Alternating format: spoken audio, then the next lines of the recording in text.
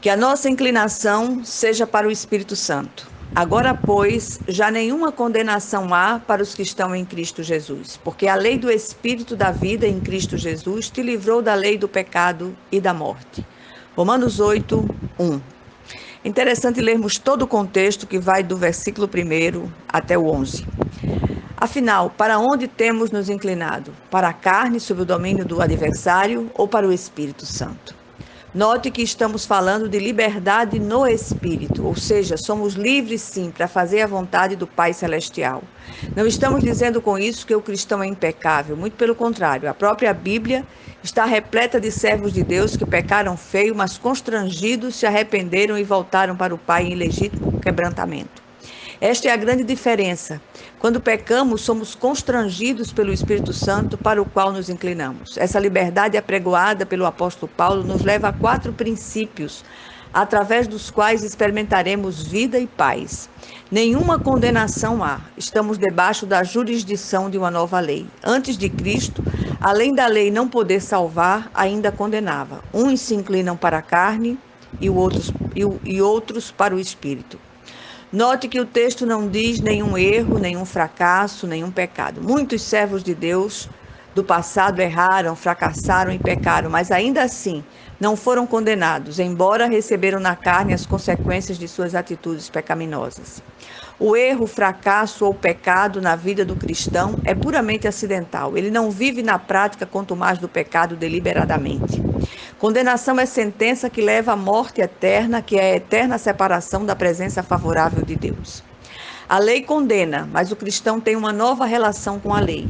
Pelo Espírito Santo, somos libertados do poder e da penalidade do pecado, porém ainda não de sua presença. Por isso, a atitude de vigilância e oração da nossa parte deve ser constante. Fomos livrados pelo sacrifício de Cristo na cruz do Calvário da lei do pecado e da morte. O que dizia essa lei?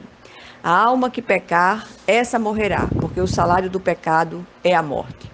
Como entender isso? A lei de Deus mudou? Não, mas vestiu-se de uma nova roupagem.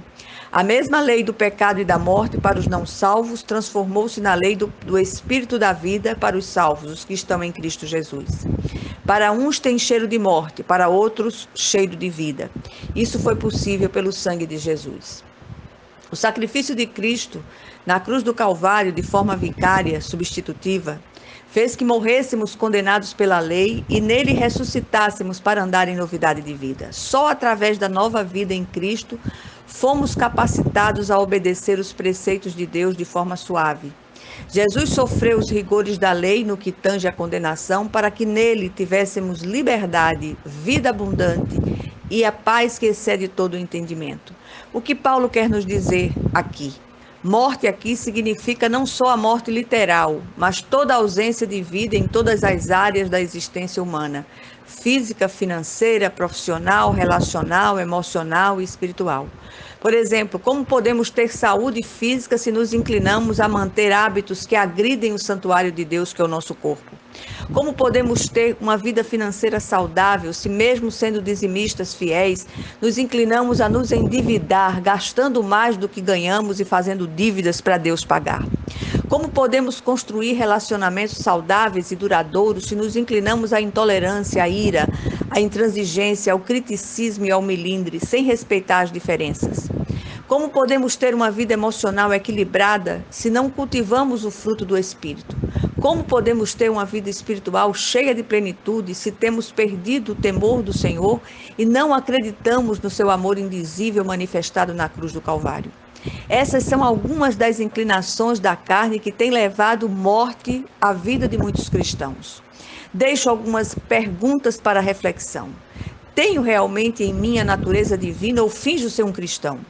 Que motivação tem me levado à igreja? Para onde tenho me inclinado? Para a carne sob o comando do adversário ou para o Espírito Santo? Qual o resultado da minha inclinação? Morte ou vida e paz? Tenho sido impactado pela cruz?